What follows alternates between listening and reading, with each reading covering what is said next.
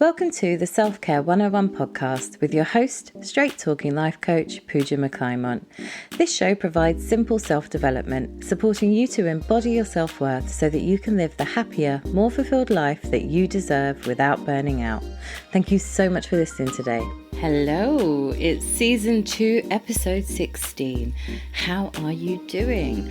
I have an exciting show today. Haven't done an inspiring interview in a hot minute, and this one is fire.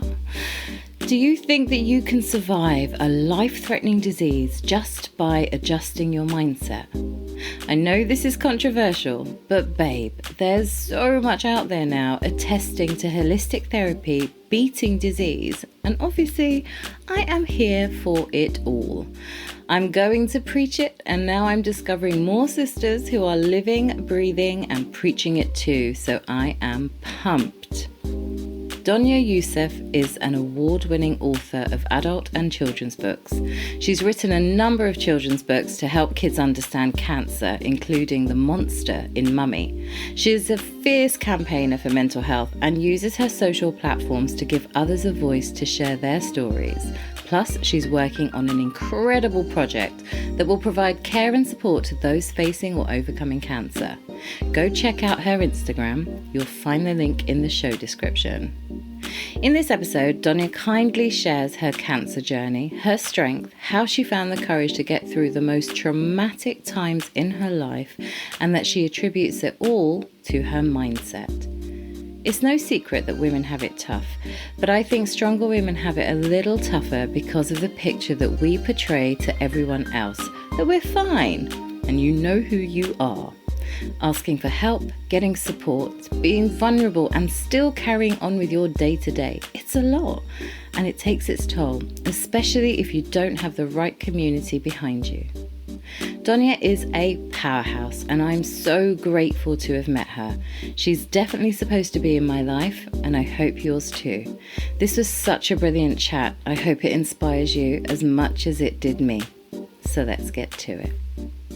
Thank you so much for doing this today, Donia. I'm really, really excited to have you on the show to talk about all the incredible work that you are doing, your own journey. I mean, there is just so much, isn't there? So I'm just going to hand straight over to you and tell us a little bit about your work, the work that you've been doing, why, and what you're up to now. Thank you, and thank you for having me on your show. My name is Donia Youssef, and I'm the award-winning author of The Monster in Mummy. I run a publishing company and a film production company, and I create awareness campaigns, both in the cancer field and the mental health field, and obviously anything relevant which needs awareness raised. So I started writing through an illness which I got back in 2017 when my children were very young. I got diagnosed with breast cancer with a 20-month-old baby and just turned 5-year-old. It was a little bit unexpected, to say the least. Was healthy, fit, and never anticipated this. So this is where my whole journey was inspired to raise awareness. I joined many groups because I felt I needed the support from others who had been through similar things. It was quite difficult to relate to people who hadn't been through similar situations, fears and anxieties. And actually, it hugely helped me, this support platform. What I did find, though, there were thousands and thousands of even younger women who were going through the same, sometimes worse. You know, some of them were pregnant and unfortunately having to go through chemo, which was really quite upsetting to hear. So I from sort of weeks and nights and days, and I felt that there was something missing out there. I felt that a tool needed to be brought to the table to help some of these mothers, especially effectively communicate cancer diagnosis to their young children, which wasn't really out there. So I kind of found a kind of, a niche, I suppose, in the market. I found one book because I struggled. I didn't know how on earth am I going to tell a 2-year-old and a 5-year-old that, mummy's been diagnosed with cancer and there may be a possibility mummy might not be around. So it was a kind of self therapy, I guess, by writing. It was getting all my thoughts and my feelings out. And I just diarised from day one. Didn't actually think I was going to be bringing a book out. But as the days went by, the weeks and the months, and, many, many traumatic issues along the way, I found support and in writing. And after a while, I just woke up one day and I just felt I just needed to bring the book out. I kind of put it all together, and I met people who could help me along the journey. And then, the Monster and Mummy book was born, and it became Amazon bestseller within 48 hours. So I felt great that actually this tool could help others. There was a lot of things that I didn't know, but I'd learned along the journey. And I thought, well, actually, I could share and help others along this journey. And I've always been quite strong-minded and sort of hyper-focused. And I just felt that this was something I really could fully focus on. And I incorporated my children because I wanted them to feel involved, because the whole family gets affected. It's not just yourself. So with that in mind, it gained a lot of media publicity, and it was actually something I felt I didn't expect to get the positive reviews from it. It was just something, I just sat in my bedroom sort of writing. So from that in mind, I then got put into remission in 2018, which is amazing news. And I decided I wanted to help others because that massively helped me. It kept my spirits up. It kept me positive. It kept me focused. It gave me something to look forward to. And I think that's really important in life, that you don't lose sight of who you are.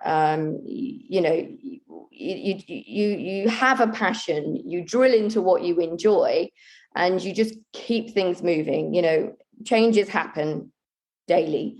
So it was just trying to take that fear away and understand how you could communicate with children, or eliminate that anxiety and fear, to make situations like that slightly easier to deal with, shall we say. So I then launched my publishing company, which is called Monster Publishing Limited now. And I decided to help other cancer survivors, or anyone else affected by illnesses, give them a platform to share their story, to empower them and make them feel good along the journey. And again, to help others as well. So it was just kind of grew and grew. And then from the cancer, because your mental health gets affected as well. So more so with cancer, because you don't feel pain. It's really strange, but it hugely affects your mental health. It hugely affects your anxiety. And, obviously I've had to work on myself quite a lot to keep, the anxiety at bay.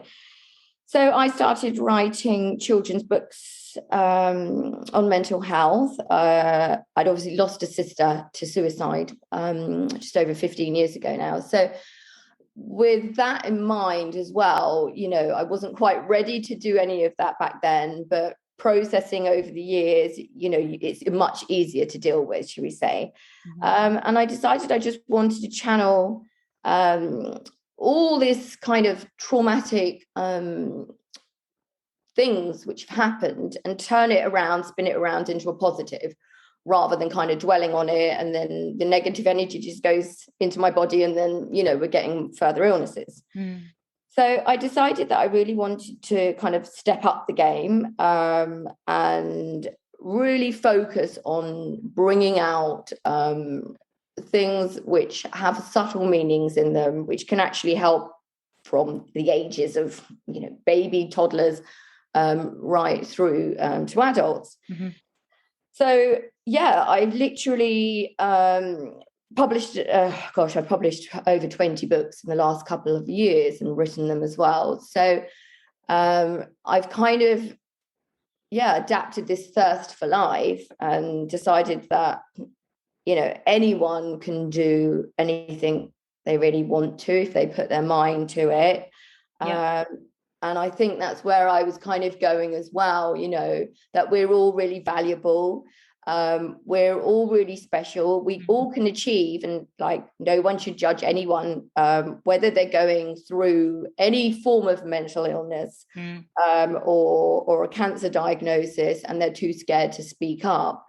So it was more giving people a platform to give them a voice, really. And if they can't speak, maybe writing it down will help. And it really did. I published a book called Let Your Truth Set You Free, which was for adults, actually. And I had over 20 adults who, through various chapters of their life, they've been suicidal, they've attempted to commit suicide, all from different backgrounds, but all come together to share their stories. And actually, they felt so amazing and so valued as a person, where they felt so crushed down, whether it's through family environments or bullying at school or whatever, and all from different backgrounds.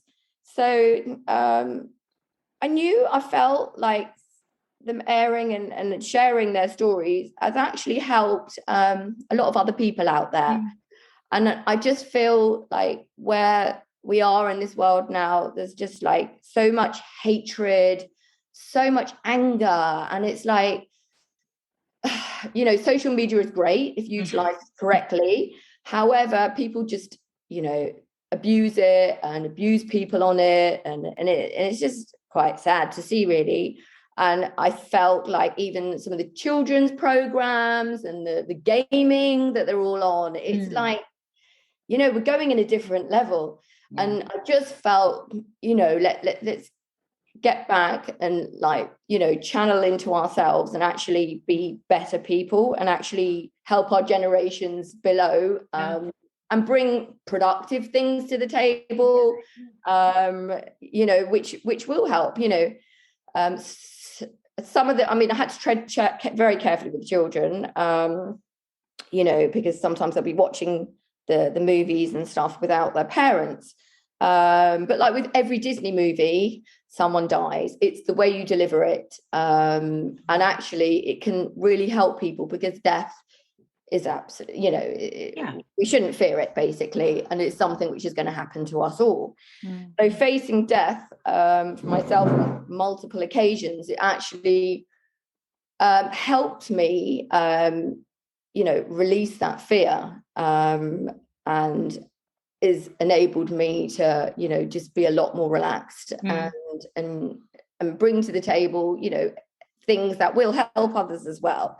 So that's predominantly where I'm going. I've got a feature film coming out in June. Well, we're starting the filming next year, and I'm working on quite a few children's animations, all with the hidden kind of under meaning knowledge, I guess, of what really is important in life. I think it's brilliant. Everything you're doing is mind-blowingly amazing and so inspirational. And so much of what you were saying was obviously resonating with me and my journey too. And it's very relatable, on so many levels. And I don't even know where to start. But I guess one of the things that I really find fascinating about you is your strength, and I tend to work with a lot of strong women, and us strong women don't tend to tell other people that there's something up or there's something wrong or that we need help and things like that. And we naturally struggle to be vulnerable. But when you're getting a diagnosis the way you had, how did you find that strength within you to choose life? Because you could have easily given up. And I know you touched upon energy as well. And the sort of work that I do, I use a lot of Ayurvedic principles in my work, which talks about energy and balance and prevention. So my field is very much in prevention. And with that, energy is really, really important. You know, I mean, I know you and I could talk about this for days, but Yeah, like the fact that, absolutely. right, the fact that we're all energy, and that Mm. you, in the midst of your, I guess, probably most traumatic time, one of the most traumatic times in your life, you were able to connect to your strength and ensure that your energy was going to help you heal, as opposed to obviously be negative, which is very easy to do, and we definitely don't discount that. But what do you think really sort of like made that happen within you? What was the catalyst, if there was one? I had to keep my mind really focused. I couldn't let it wander off. And how I dealt with it, as a mother, I had to adapt that strength as a mother and take myself out of myself, if that makes sense, Yeah. and talk to my inner self like it was a child. So I would calm it down, and just how you would talk to a child if it's very, very stressed or it's hurt itself. It's okay. It's okay. Calm down, breathe, take a lot of deep breaths, and actually really do the opposite to how you're thinking. So if you're really freaking out, or just jump up and down and do 20 star jumps to, and force yourself even to smile if you're really scared, because you're then telling your body is just reacting to your mind.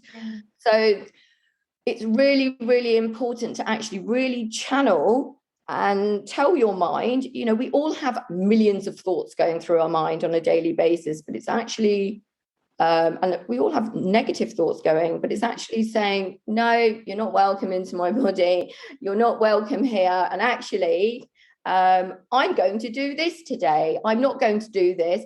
Cancer, you're not going to be here for much longer. You're going. Mm-hmm. And actually, it was like, come on, kids, mummy's not giving up. We're going to fight this all the way. And there's no way I'm allowing the stupid little cells which have migrated to take over mummy. And actually, let's do the opposite, what people think we're going to do. Let's rock I spray tanned my bald head. I used to go to the chemo ward dolled up to the nines. I mean, they just, a little bit of music playing. My friends used to come. Yeah. I mean, it was like a little party. Yeah. But I just thought, I don't want to sit there miserable and so sad. Like, even the nurses were like, the hospital went, Donia, I do not know how you do this. Yeah. And it was literally, it's fully mindset. It really is.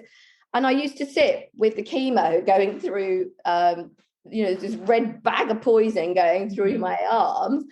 And I was on the phone. I was still running my companies. I refused to give up because I didn't want to. Yeah. And I was refusing to do that. And I was on the phone to clients in the States.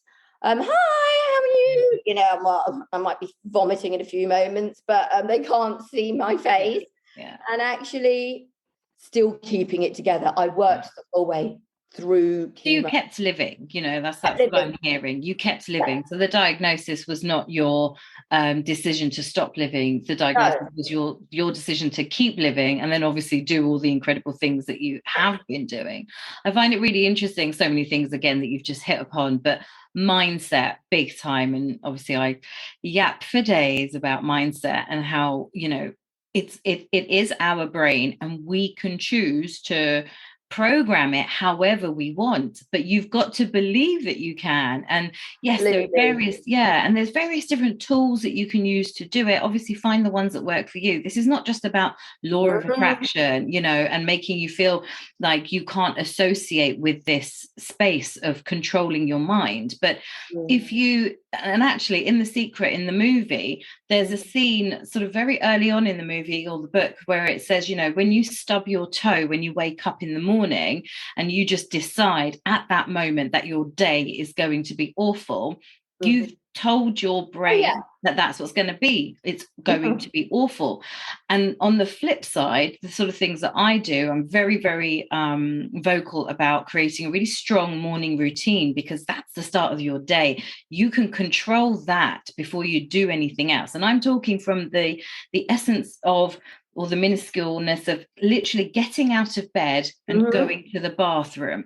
Within that time frame, you can shape the way your day is going to go, but you've got to tell yourself that that's the way you want the day to go. You know, I am grateful for my life today, or I am thankful, or today's going to be a good day. Even as simple as that, you know, it's your choice to do that.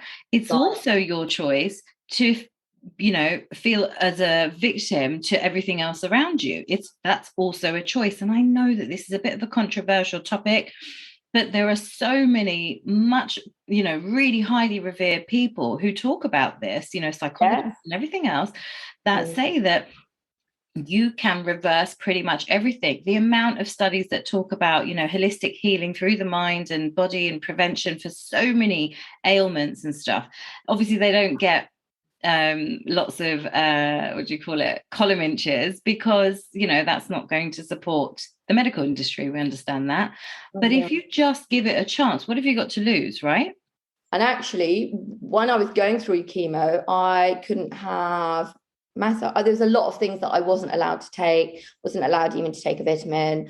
I wasn't allowed to have takeaways. There was a load of things, and there was nothing I could do. And I was like, this is crazy. So I did resort to, I did some Reiki healing. A friend of mine was, you know, offered me all of this alternative healing, which actually worked alongside, and I was allowed to have acupuncture as well, which the hospital then provided as well. So I think slowly working alongside it, you know, it was hugely beneficial. You know, I would just relax. It just took myself out of that space.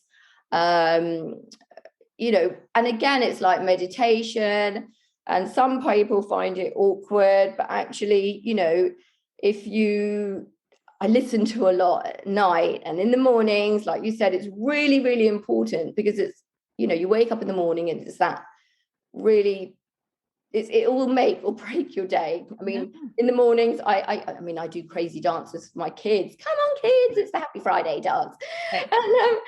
And actually it's adapting, you know, just trying to keep yourself at that higher vibration level, and then actually you will start bringing in a lot more positive things. I mean, I'm such a huge fan of alternative therapies, and I really, really strongly, and that was actually published in my first book, you know, wellness and all of that. And I think, you know, it just needs to be made more aware, as I really do think it helps people as well. And I think so. Yeah, I think the work that you're doing is incredible, because it's that relatability, isn't it? That you've gone through something, so you're not just a celebrity just raising awareness of the topical issue. You've been through it, you know, the ins and outs. So if somebody sort of DMs you about something specific, you know that answer because you walked it, you went through that. And, you know, at the top you were talking about your sister's passing by suicide, and obviously that hits a nerve with me, because unfortunately that was my sort of journey, if you like, with depression. And it's, you know, when you talk about that sort of finding that strength within you and choosing life, that was the moment, that was a moment where I was in that position of choosing life. And it was, you know, it's one of those, for me, it was a very split second. You know, I was sitting in the spare bedroom, it was dark. My boyfriend at the time, who's now my husband, he was at work, and he was supposed to be at work quite late, but he finished earlier. And he came home and he sort of saw me in the dark and like jolted me out of where I was and what I was doing. And he literally just said, "What are you doing?" in a really in a concerned voice that I had never heard him talk to me, you know, in that way. And to be honest, nobody in my life had ever spoken to me in that concerned way. Like I heard love and care and don't you dare do this, you know, kind of coming from him. And obviously that changed my trajectory.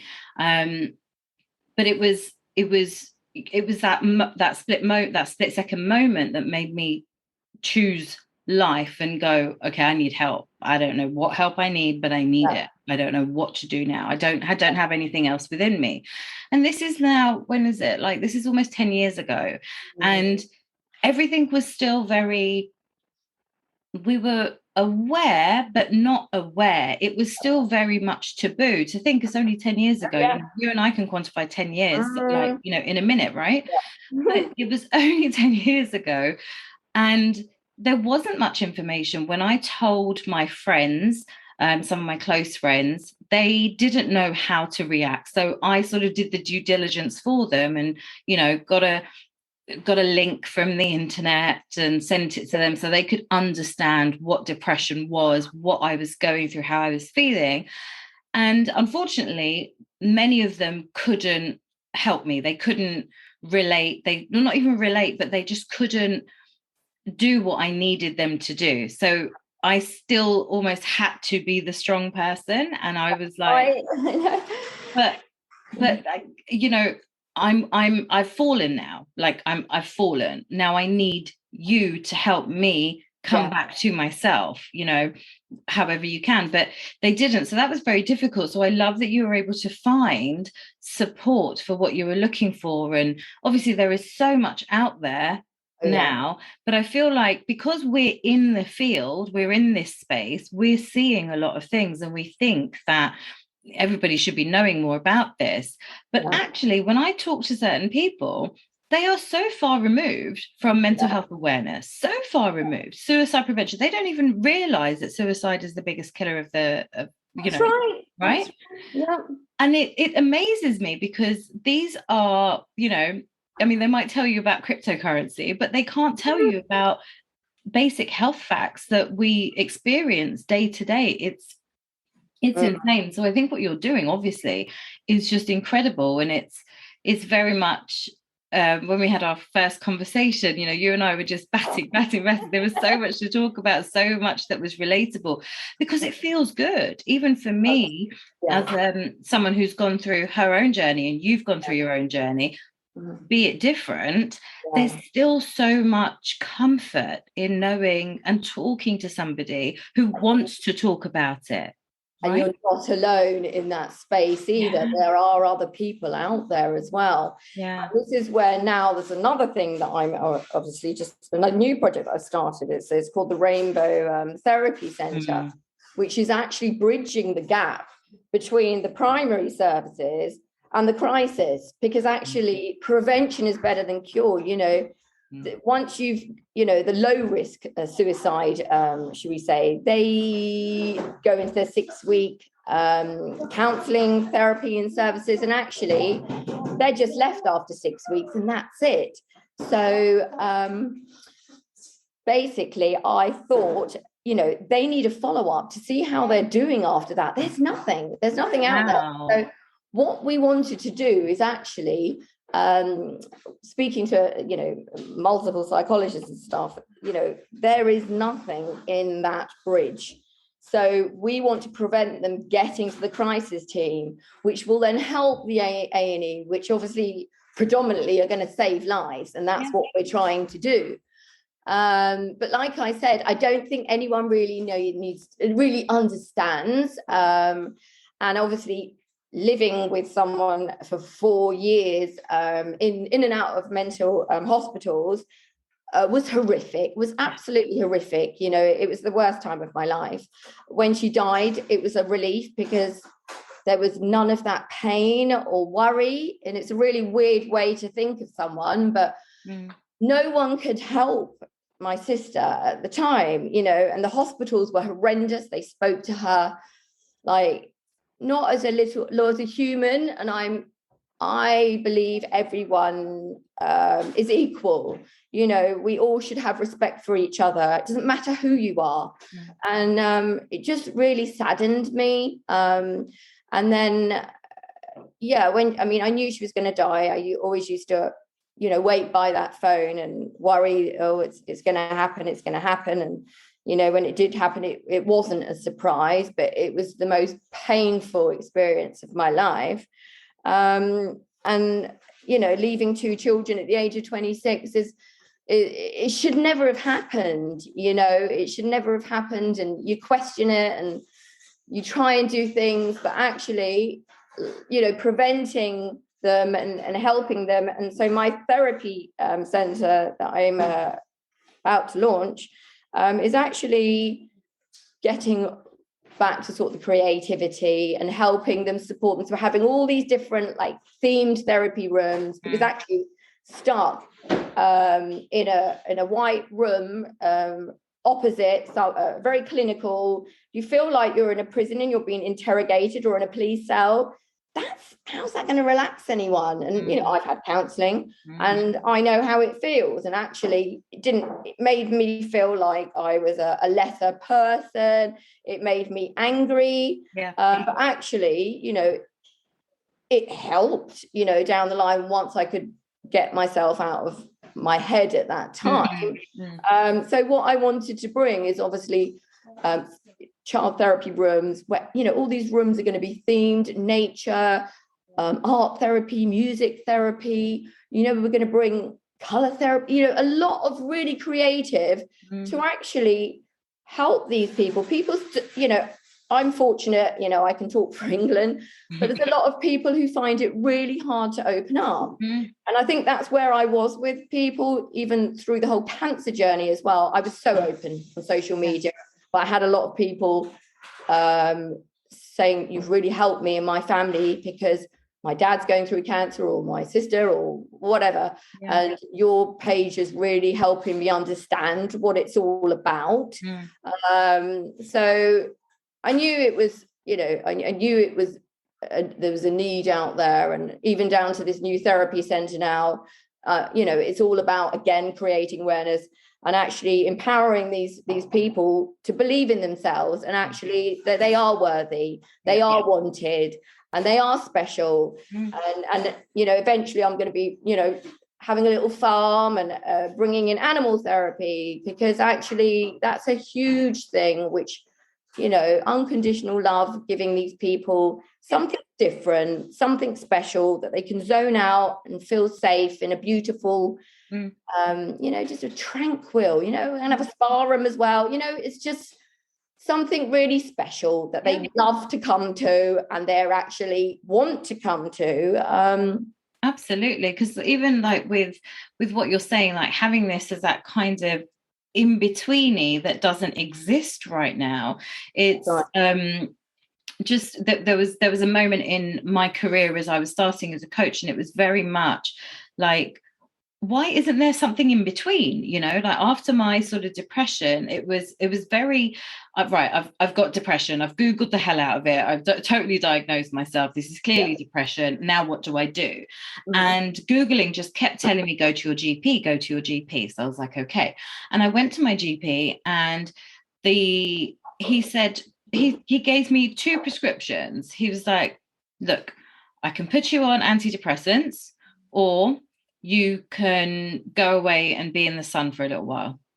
And, I kind of looked at him, and I had read about this, that like seasonal depression, things like that. But I was like, really? Is that really the diagnosis? Antidepressants that might, that kick in about 6 weeks time.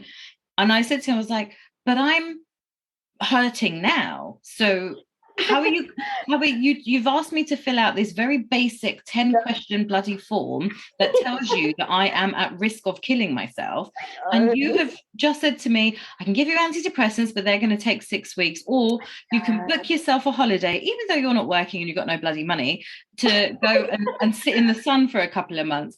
And you're just kind of like in disbelief. And I was, obviously at the time I wasn't thinking about coaching, but I was like, what this doesn't make any sense. And I feel like that experience was almost the catalyst to make me like work harder within myself, to not give in to the depression, and to actually choose life. And then when I was better, do something to sort of like contribute to fixing this, because this is not right, that those are the only 2 options. And even when you were talking about, like, you know, that sort of in between place and people don't always talk and things like that, the way we grow up, it's a very different experience. How we all deal with trauma is going to be completely different. And how we've been living our childhood life or adult life is going to affect the way we look at, you know, anything that we're diagnosed with. So having this space, this really safe space for people to be able to come and, you know, fill that gap that the NHS can't, I think is very, what's the word? It's very safe. It's very,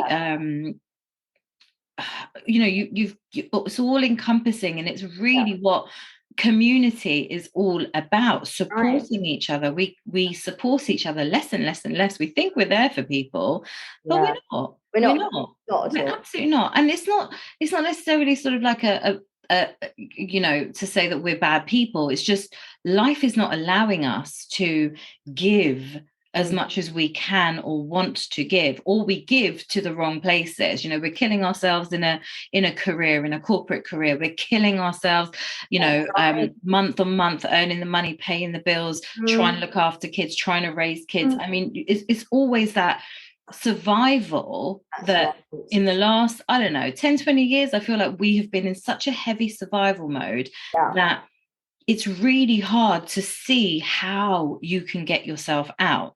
100%. I mean, I was running a children's modelling and acting agency for nearly 10 years and working kind of 20 hours days, and it was just work. And it was like, it got to the point where after this, like, what value is this kind of bringing to me or my life? And obviously then, since the cancer diagnosis, it changed my perception. And obviously, you know, it was a wonderful experience, and it did what it did at the time. But for me, I kind of felt I was going a different journey then, and it wasn't bringing the value for me that I felt was needed. I mean, it was offering children wonderful opportunities, you know, gallivanting around the world and doing sort of shoots, and they were feeling empowered, I guess. You know, they loved seeing themselves on the telly. However, for me, it wasn't making a change, like a huge change, like in the mental health or the cancer field. It was like, you know, something. And I was just, and the more I kept thinking about it, I just thinking, I have to start something, because along that journey, I'm going to be meeting people. It will eventually, you know, that's why it's called the Monster Series. It will eventually grow and attract the right people. And obviously it has very, very quickly. So to me, I understand that there is this huge gap and need. And, you know, people do need support. People do need, like, coaching, you know, and I think this is the thing. People shouldn't feel embarrassed about it, or shouldn't feel like they're too proud, especially like some of the older generation as well. They'd be quite stuck in their way. I was going to say older generation, culturally, you and I can connect culturally, right? Absolutely. You know, it's very taboo, you know. And I remember actually a couple of years ago, I was at a wedding, and an uncle, my mum's cousin, but not someone that we see often, we just generally see them at weddings and funerals. And he just made a beeline for me, and he was like, "Can I just say, what you're doing is incredible." And I was like, "What are you talking about?" You know, I thought he thought I was still in my marketing career. I was like, "What are you talking about?" He's like, "Well, that mental health stuff that you're putting out there is incredible. Our community needs it. We don't talk about it enough. We've all struggled. Your uncle struggled this." And I all of a sudden learned so much about my family and certain traits that may have been inherited along the way and down the lines, you know, to my cousins and, you know, everyone. And I was like, how interesting that you embrace that, you know, and I wanted obviously to do more with it. But one of the things that when you were talking about your sister's experience and obviously the inspiration for the therapy centre, what troubles me most, and I know it's going to trouble you too, when you're in that sort of suicidal state, right, where antidepressants are going to take 6 weeks to kick in, the only way you can be looked after is by getting sectioned. That's right. right, getting sectioned. And in order to get sectioned, you have to call the police, who will section you, and then you go into a hospital. Mm-hmm. Now you are meant in that mindset of, I'm done with life and I'm going to go. Yeah. With respect, in that moment, you need a cuddle, not a bloody cop, right? That's right. You 100%. right, you need a cuddle from you just need to feel love and support, and just to like, do whatever possible to get you a little bit out of where you are.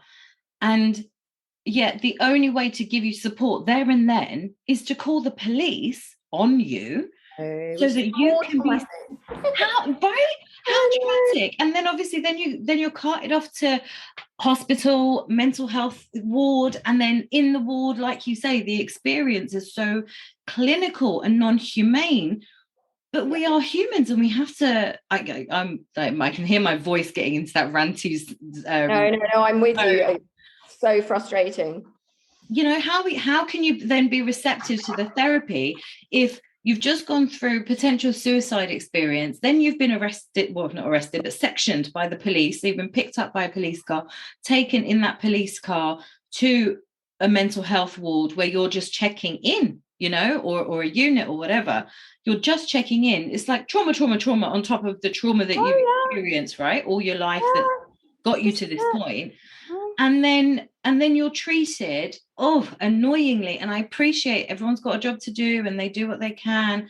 But I feel like we've been doing the same bloody thing over and over for years and years. And with respect, it's not fucking working. Oh my God. It's not fucking working. I'm sorry. It's not though. It's not working. The system is broken. Yeah. It doesn't work. When you said to me, when you were talking about your sister, and you said, I knew she was going to die, that is heart-wrenching to know that your sister's going to die when she is in care, right? In the care, in the safe space to be cared for, etc., etc. But yet you still knew that she was going to die. That's mortifying. And this is how screwed up the system was at the time. They released her, a very vulnerable woman, day release, to a boyfriend who was in prison for violence and beating. Yeah, I mean, he attacked many people, and that was why he was there. A day release to him. So she came out to him. When I called up the hospital, I was like, what on earth are you doing? Like, she's a vulnerable patient. I've come down to see her, and you're telling me you've released her to someone who's completely unsuitable for her right now. That was the day she killed herself.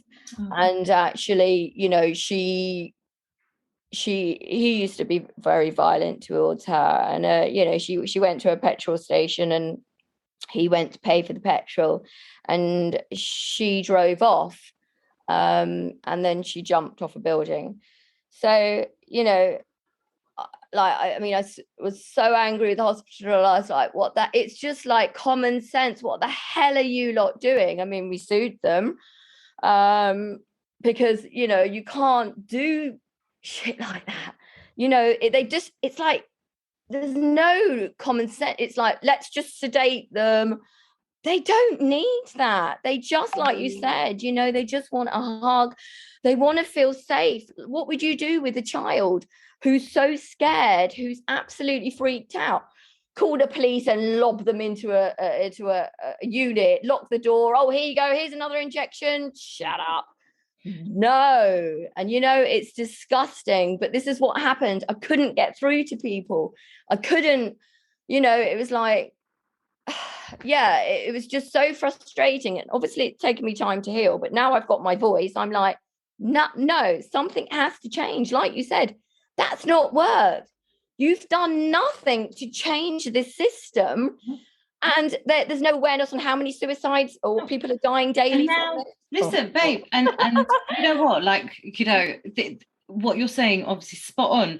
But like when we look at statistics now, depression is still the biggest bloody killer of the West. Ridiculous. I am at that point of ridiculous with it, because it is.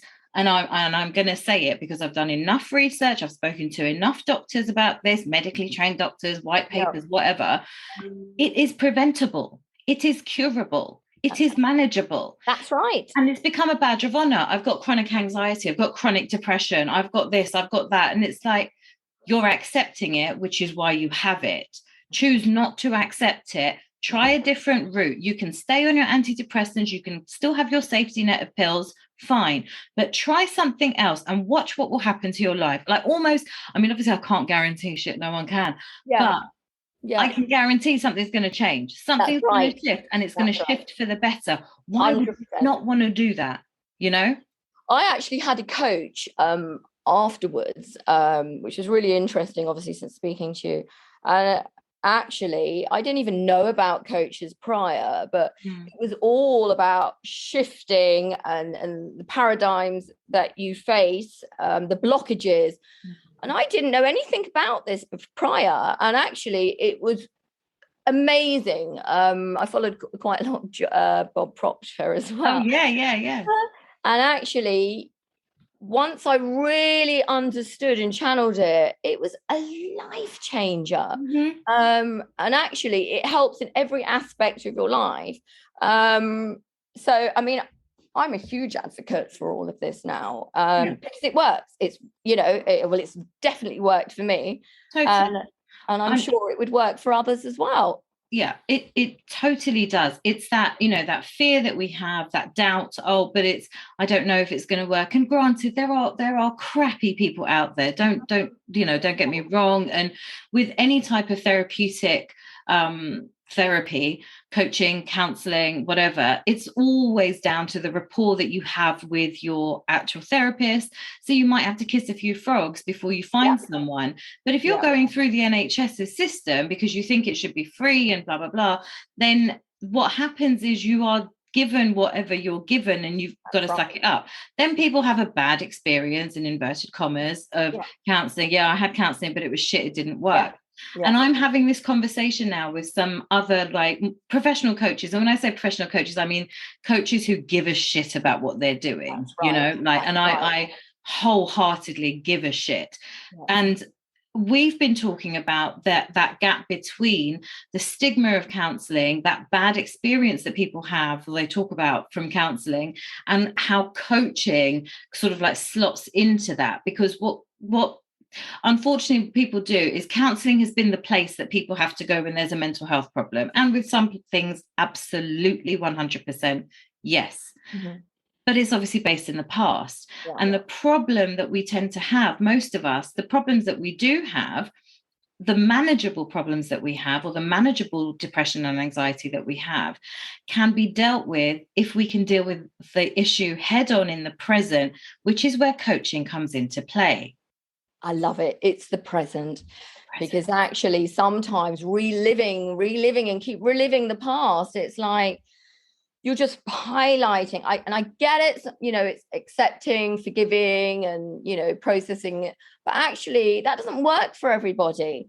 Or maybe it does for some people, but actually there has to be different platforms, and actually the present is exactly where we are now. And I'm a huge, again, advocate for all of this. I really am, and I really strongly believe that more awareness should be out there for this as well, because it really does help. And I even in the hospitals as well, I just think that all needs to change. And this is where I was going with this therapy center, actually. That I don't want them sectionable hospitals anymore. I don't like them. I don't think they're good for patients. And actually putting them in a much safer hospital environment, in a much calmer environment, in a spa type relaxing space where they can breathe and they're not scared or spoken to like there's some, non-human, should we say, I think you hit the nail on the head there. So they're not scared. That fear fear kills us, you know, like we can just think about being faced with a lion and whatever. If it's fear is what, you know, they prey on, and people living, that's the thing, isn't it? Yeah. And you know, I wholeheartedly, I'm with you there completely.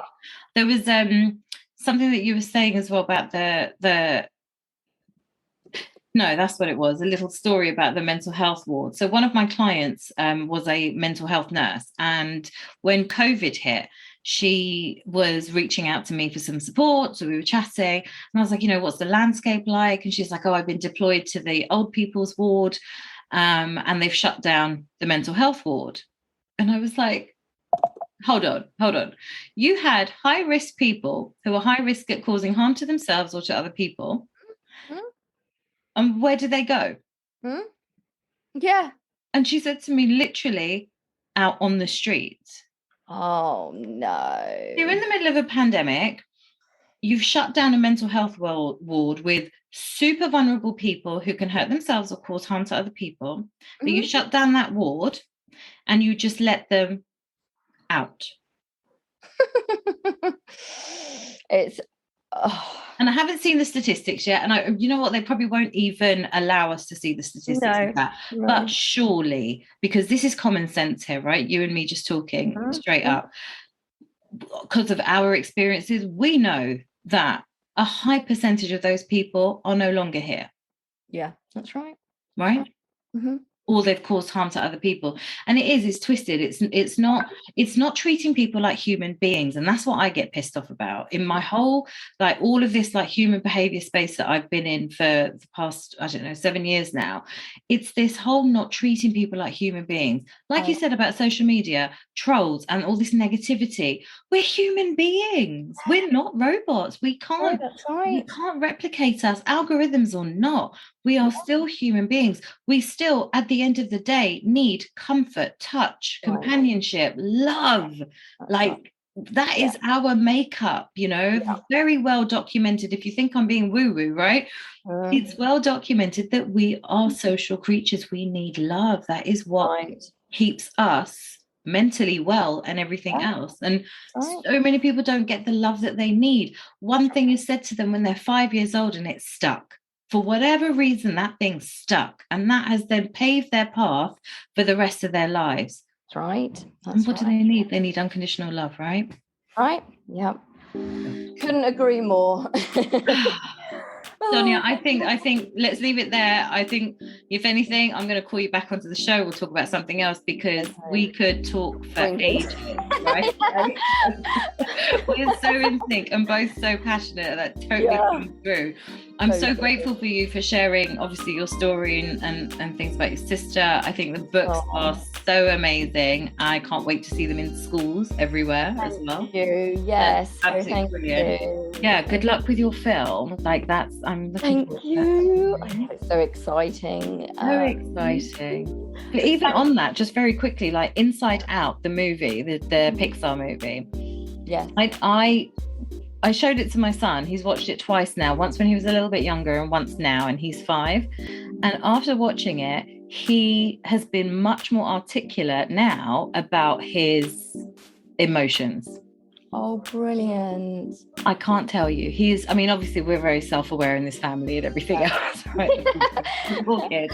But he is so like articulate. That's the thing, he's being articulate. So he'll say to me, Mummy, I'm being angry. I need to have some time alone. And I'm like, go ahead, son. Yes. Go ahead and you do that. I'm teaching him how to sort of punch a pillow as opposed to throwing things to sort of like release it. You have to release it, but release it this way so you're not hurting yourself or anyone else or anything else. But he's so articulate. So I really, really believe in what you're doing. And I think the more parents who are aware of stuff, but they don't relate it to their kids or relay it to the kids, they need to sort of like, you know, get involved in this more, be more interactive with their kids with this, because that's right, they're a lot more intelligent than we give them credit for.